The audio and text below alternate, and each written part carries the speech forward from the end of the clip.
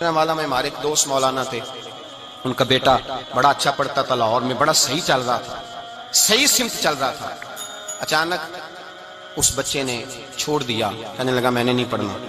اور ہم لوگوں نے نا علماء کے لیے حکم لگایا کہ تم نے درویش رہنا ہے، تم نے نام سے یہ کہنا ہے کہ میں نے موٹر سائیکل پہ گاڑی پہننا، خبردار تمہارا حق نہیں ہے، نہ تم نے اچھے کپڑے پہننے ہیں تمہارا حق نہیں، نہ ہمیں یہ پتا چلے کہ تم اچھے گھر میں بیٹھو تمہارا نہیں حق۔ یہ نمائندے ہیں، یہ رسول اللہ کے جانشین ہیں، یہ ہے جن کے بارے میں نبی پاک صلی اللہ علیہ وسلم نے فرمایا جس نے عالم کی زیارت کی سمجھے میں نے اپنے رسول کا دیدار کیا ہے۔ یہ ہے جن کے بارے میں حضور نے فرمایا جس نے عالم کو سہارا دیا سمجھے میں نے اپنے رسول کی بارگاہ میں حاضری دی ہے۔ یہ ہے جن کے یہ کنز المال میں حدیث میں لفظ دکھاؤں گا، نبی پاک نے فرمایا جس نے کسی عالم کی صحبت اختیار کی وہ سمجھ لے میں نے اپنے نبی کی سنگت اختیار کی ہے، اور فرمایا جو میری سنگت میں بیٹھا سمجھے میں رب کی بارگاہ میں بیٹھا ہوا ہوں۔ اتنا بڑا اس آدمی کا درجہ ہے جس کو کھڑا کر کے پوچھا جاتا ہے کہ وہ تو گاڑی میں بیٹھا ہوا تھا تو بتا گاڑی کہاں سے آئی۔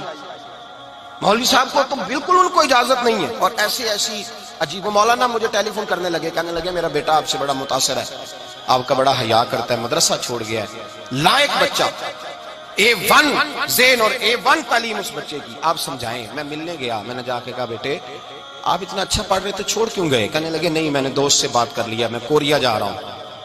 میں نے کہا بیٹے دین پڑھو، اس میں بڑی برکت ہے۔ کہنے لگے چھوڑ دیں آپ، کیا پڑھا ہے آپ نے، کیا کمایا ہے آج تک، مجھے گنوائیں۔ میرے ابے کو 22 سال ہو گئے مسجد میں، کیا ہے؟ میں نے کہا یار ساری باتیں ٹھیک ہے لیکن جو اللہ رسول اعزاز دیتے ہیں وہ تو بھی ہمیں نظر میں رکھنا چاہیے نا۔ کہنے لگے آپ رکھتے ہیں، میں رکھتا ہوں، لوگ نہیں رکھتے۔ میں نے کہا وجہ تو بتا۔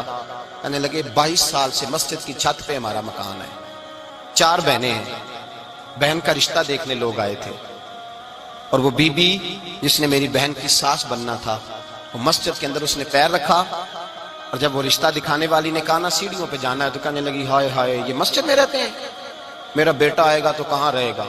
کہنے لگے میری بہن قرآن مجید کی حافظ، میری بہن عالم، میری بہن قاریہ، لیکن اس کی غلطی صرف اتنی تھی کہ اس کا ابا مسجد میں رہتا تھا۔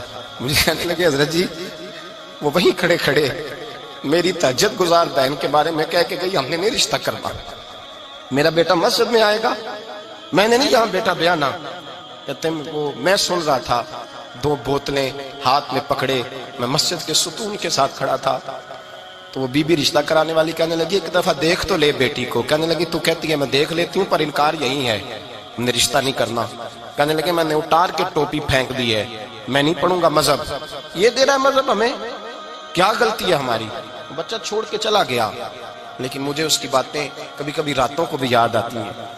مدارس اسلامیہ کے ساتھ زیادتی اور ظلم، اور مجھے شکوہ کسی حکومت سے نہیں، ان کا تو حال یہ ہے، مجھے شکوہ تو ان لوگوں سے ہے، ان لوگوں سے شکوہ ہے جو اپنے گھر کے اندر عالی شان بلڈنگوں میں رہتے ہیں، لیکن مدارس کے بارے میں ان سے بات، بڑی جگہ پیسہ خرچ کرنے کو ہے، بڑا کچھ ہے ہمارے پاس، آپ کو پتہ نہیں۔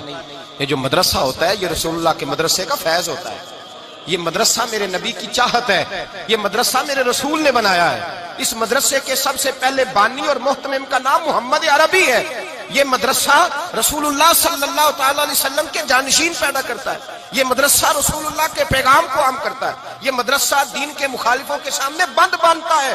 اور ذمہ داری سے کہہ رہا ہوں کسی کو اچھا لگے یا برا لگے، کسی شخص کو محسوس ہو یا نہ ہو، پیر تنقید کرتے ہیں تو کرتے رہے، سیاستدان وڈیرے اور چودھری برا کہتے ہیں تو کہتے رہے، ہمیں تو اتنا پتا ہے کہ مدرسے علماء نے بنائے ہیں اور انشاءاللہ قیامت تک یہ بنتے بھی رہیں گے اور چلتے بھی رہیں گے، یہ کام ہوتا رہے گا انشاءاللہ۔